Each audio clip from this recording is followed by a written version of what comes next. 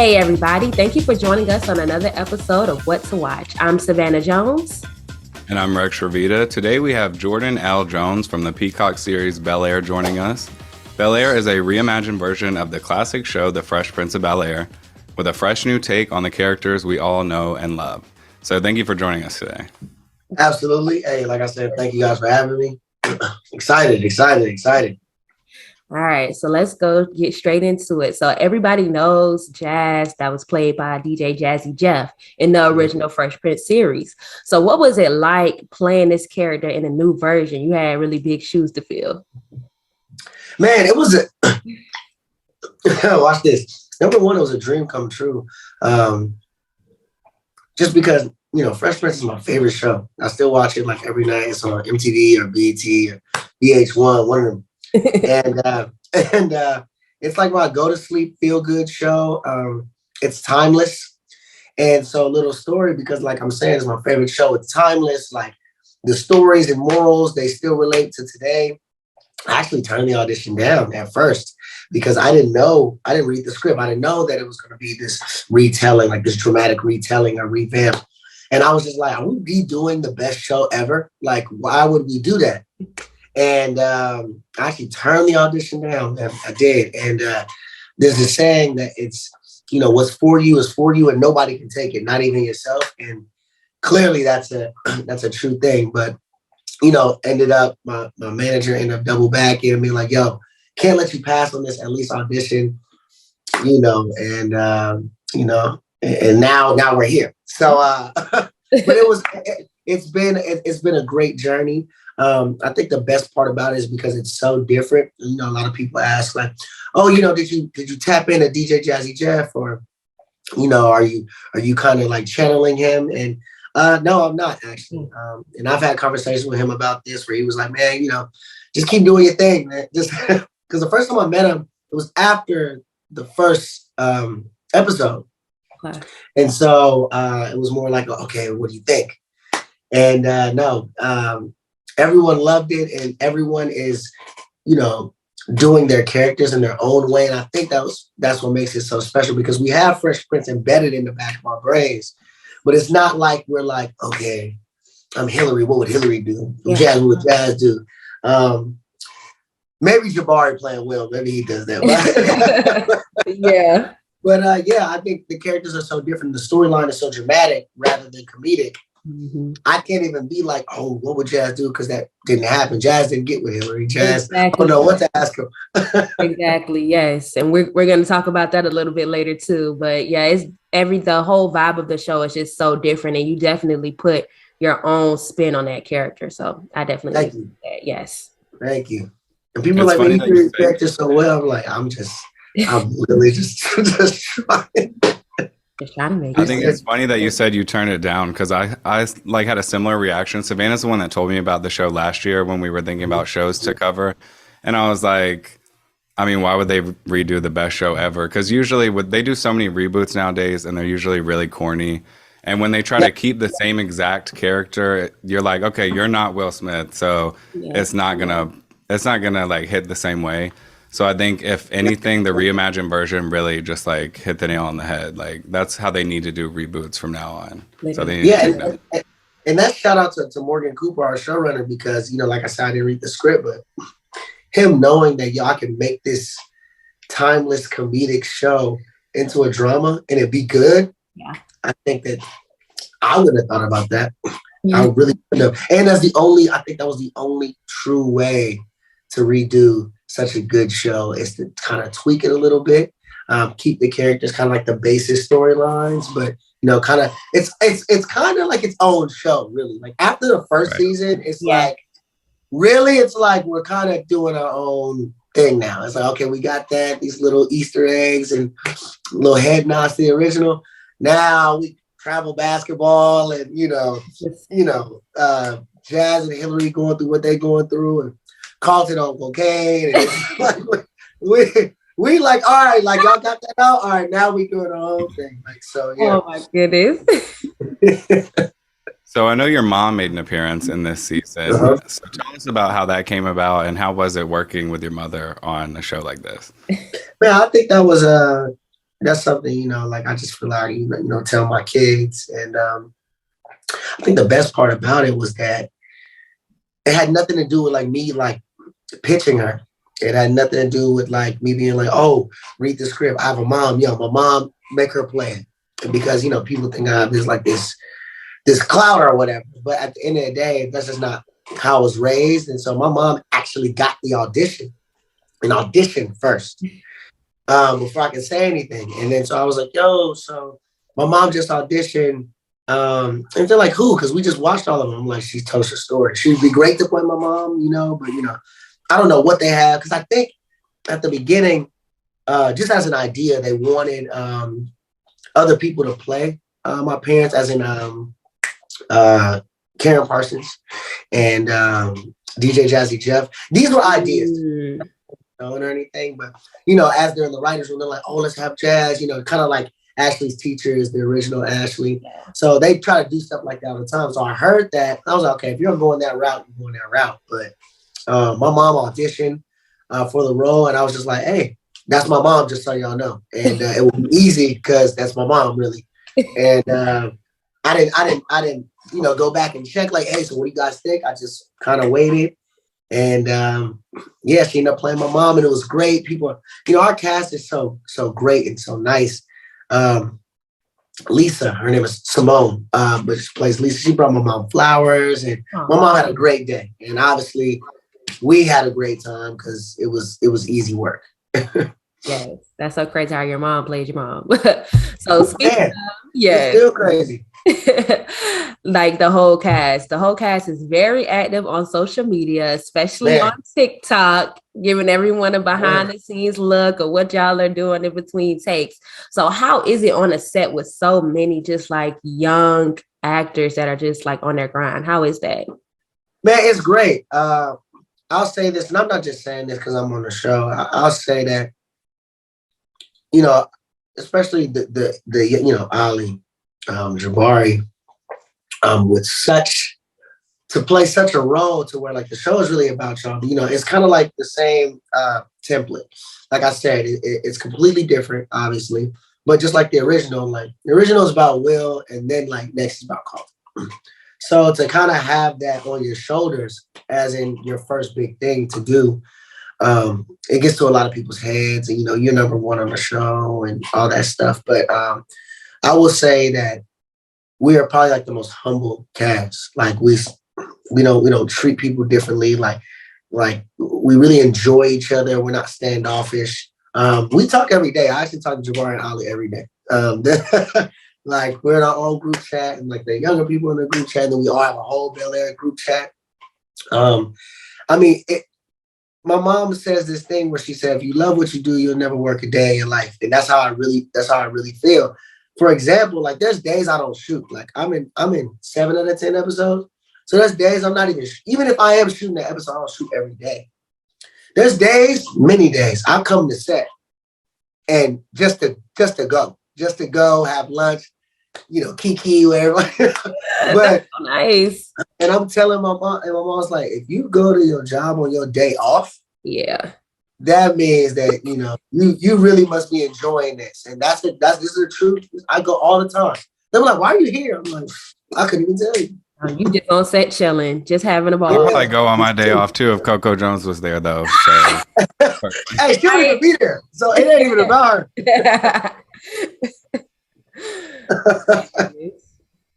So I saw in another interview that you did that Will Smith sort of gave you a stamp of approval in your character. So what did that feel like? And then what kind of advice did he give you going into the show? Man, it's funny. He and DJ Jazzy Jeff, it's the same. One thing I love about Will is that he's backing this financially. It's his production company, Westbrook. And in 2019, when Morgan did this, he stamped it right there. And the thing what he didn't do was, okay, because now, I kind of have money in this or whatever, and this is kind of about me from the original Fresh Prince. Let me be a part of the writer's room. Let me, kind of tweak this and this and this. I always give the example like how Drake is with Euphoria. It's like, Drake is the producer. It's like Will Smith is the producer. And I think because, we're using this, his most famous TV show. Yeah. That we kind of correlate that to him like being so involved. And this isn't a bad thing. This is really a good thing to where he trusts us to make the decision. He trusts the writers to write it the way we have. So I'm saying all that to say that like he's more hands off, which we like because he trusts us and he's like, no, like the show doing good. What I got to say. And so in meeting him, it's not even like he gave me like this whole entire thing. Same with DJ Jazzy Jeff. It's like you're doing your thing, man. And you're not even supposed to be playing it like he's playing it. So whatever you're doing, keep doing that, And that meant a lot to me. And just his support, obviously.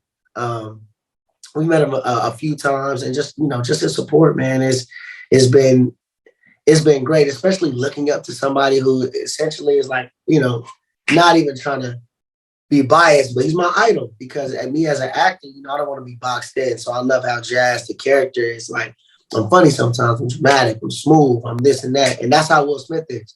He can be comedic, Fresh Prince, he can play People Pursuit of Happiness, King Richard, action star, I Am Legend, still funny, but like kind of like,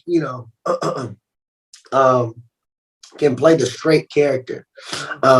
If like, because Martin Lawrence will play probably like the comedic character and then he's the straight guy. So like, but he can also play the opposite. So I think that is, his trajectory is what I want mine to be. To where I can do everything. Like I did a show called The Real Show, and that was a sitcom, and I'm just being funny. And in this, I'm more serious, and so I enjoy that. And so, I use him as my ideology model. Yeah, because you definitely added a lot more layers to Jazz's character because like in the original, he was more so like comedic relief, but you definitely added a lot of complexity to his character in the show. I definitely can say that. Yeah, thank you. I appreciate it. So in the original series, I said I was coming back to this. Jazz had a big crush on Hillary, but she never really gave him a chance. But in this new take, Jazz and Hillary, they actually take things to the next level. So what do you see for the future of these characters' relationship? Okay, well, here's the thing. I don't want to give any spoilers. Yeah. So I don't know how far people have gotten or any of that. So because right now we're on episode 8. So yeah. You would know some things, but if you're not on episode 8, I would just say look forward to this. I would say look forward to more of Jazz kind of having more like a character arc. I would say that, and maybe not in a good way, maybe not. But in the first season, Jazz was like everybody else kind of was going through these conflicts, and Jazz was the guy being like, "This is what you should do." This, more of like a guru. Always had the right answers, was smooth, got the girl. Like he was that guy. And I think season 2 is still that. I'm still that guy, but you see more of Jazz's mind turning with certain situations that he's going through, and he might not make the best decisions. Which I kind of like because the first one he was so like, oh, he has the answer. But when it comes to himself, it kind of like in real life, you give your friends and stuff advice, but it's hard to take it sometimes because it's you. So I'll say that that's really me in this show, to where it's like in the second season, I kind of do some stuff that can be, some people may think is, uncharacteristic of Jazz, but Jazz was giving everybody else advice. But when it comes to his own life, does he take the same advice that he gives other people? That will be interesting to see. So that was good. I think that was a good way to put it without, spoiling anything. Yeah. So just to end everything out, we always end out with some speed round questions. So we're gonna love this. Yes, just ask you a few little fun questions to end out the interview.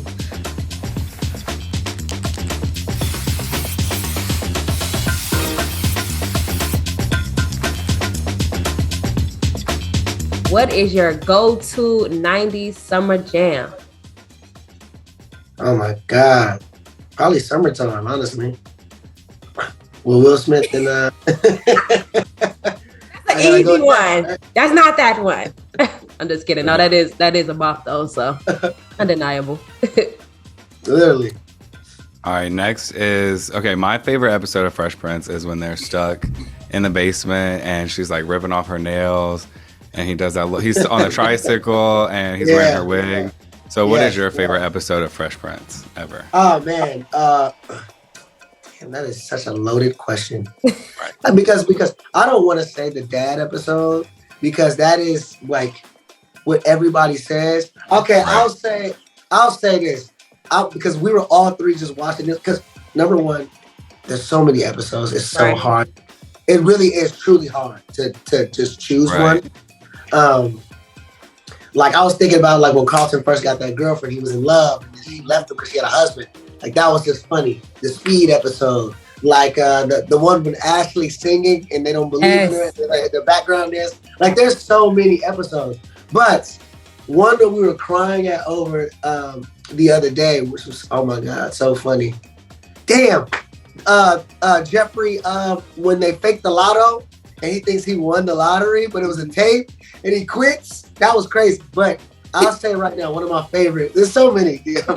one of my favorites is, we was watching the other day, is when they threw a party at the house and Uncle Phil like sues them. So they go to court and they have like their story of like what happened. They have like Uncle Phil being mean, and then they have him like being like the nicest person getting bullied, and just all their stories recanted. But we were in here crying the other day watching. Yeah, I remember that one too.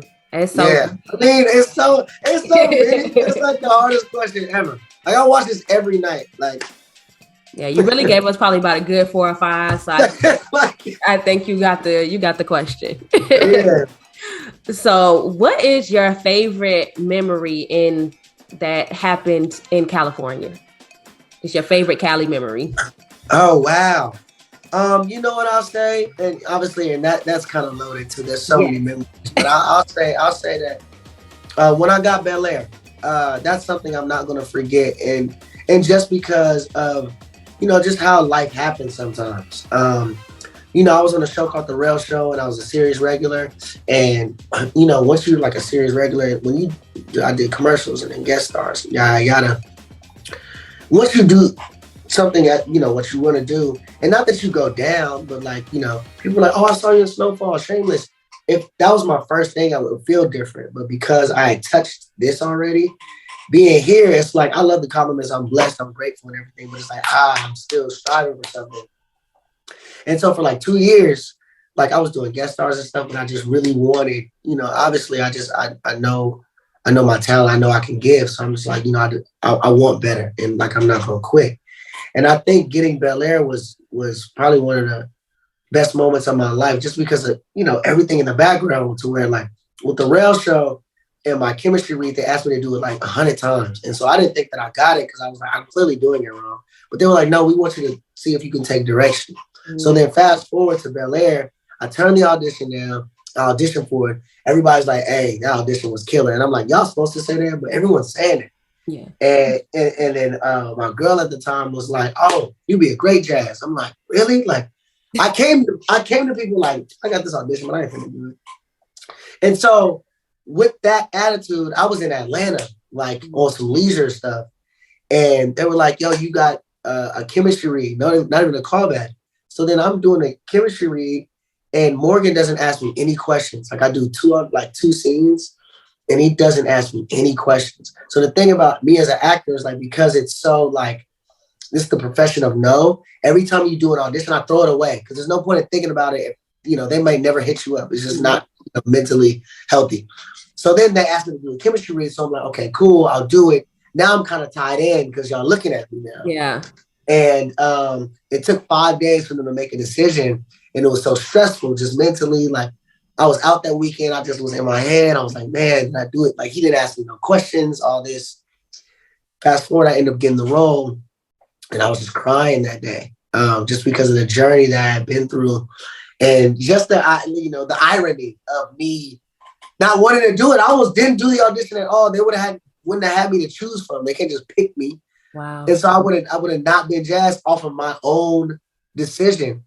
And me just being a firm believer in God, and just that, like, what's for you is for you. You know what I'm saying? You don't have to, have that faith. And if you didn't get that role you wanted, that's because what you don't know is it wasn't for you, and it was never yours. It was that other person. So it's not about jealousy or you're not good enough or any of those things. It's just not for you. So that was probably one of my best moments. Yeah, those are words. You was preaching, son. Like, we needed that. That fed us. Yeah, that's a good story. So our final question, if you could play any other character on the show, who would it be and why would you want to play them? Crazy question. We got you with these. I'm sorry. Wow, that's a crazy question. I could play any other character on the show. You know what? I'll say right now I'm watching Snowfall, and one of my favorite actors is, I only want to be this character because he's so good. I mean, but Damson Idris, Franklin in Snowfall, just having it, just started from nothing, selling drugs, but started from nothing, building an empire, having everybody on your back, basically carrying people as a character on your back, and just performing this way and having these different relationships with every single character, but still being that guy and being targeted. Everybody wants to kill you, but also everybody loves you, but also you supply everybody, but also you're because he plays an anti-hero. Yeah. And I think that is what I like, because in life, everybody's like, it's not so black and white. Mm-hmm. It's not like that guy's the good guy, this guy's Zeus, and this guy's the devil. It's life isn't like that. People make decisions, and people have their own, thoughts about if they're good. Oh man, there's another show called The Boys, and I like the anti-hero, like the guy who plays Homelander. Mm-hmm. Like, yes, he's terrible. He's doing terrible things, but once you understand why, you're like, wait a minute, I probably would have done the same thing if they killed my parents, and it's not like he's just evil. He's evil because he was done wrong and he was a good person. So Damson, because of, Franklin, the character, because he's in this environment, he has to do these things to survive. In real life, sometimes you gotta do stuff that you shouldn't do, maybe. But for you to survive and for the greater good, somebody gotta go, or whatever the case may be. It ain't gotta be death, but that just happens to be with this. Somebody gotta go. Somebody gotta go, but you're not evil. You're just an anti-hero. Yeah.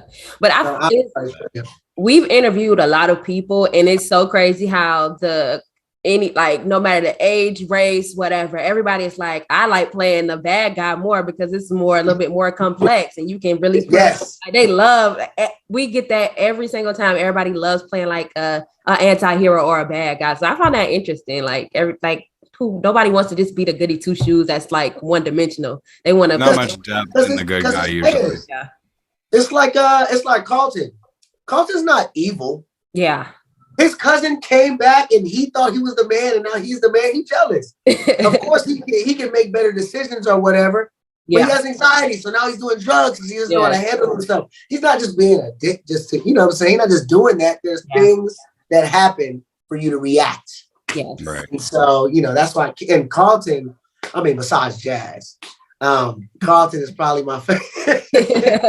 He just has Carlton has the most depth, and you want to play those characters who got these layers that you got to unravel. That I might hate you for so long, and then I love you for so long, and then I hate you again. Literally, I love the way how they did Carlton's character, especially in the first scene. It's like, who are you? You up living in my house? I don't really like you. And I'm like, that's a real response to how somebody would be, like a very much more dramatic response than what we've seen in the original. But I'm like, dang, I really just love the way how they gave his character depth and how they, played the characters out for sure. I love the show, clearly. Yeah. Yes. And in the first one too, people forget, but people hated Carlton like that whole first season. Like, because he was butting heads with Will, but then they do all these seasons. It's gonna be the same. Like, we just get so much backlash. People are like, I hate Carlton, man. If I saw him, I'll slap him. I swear to God, I'll slap him. And it's like, here's a character arc. So like by season 3, you might even forget that you ever hated him and just love him. There for the original. It's like, oh, it's Will and Carlton. It wasn't always like that. Right. Yeah. I like how they build up to it, and they have their moments now. So I kind of appreciate that. Yeah.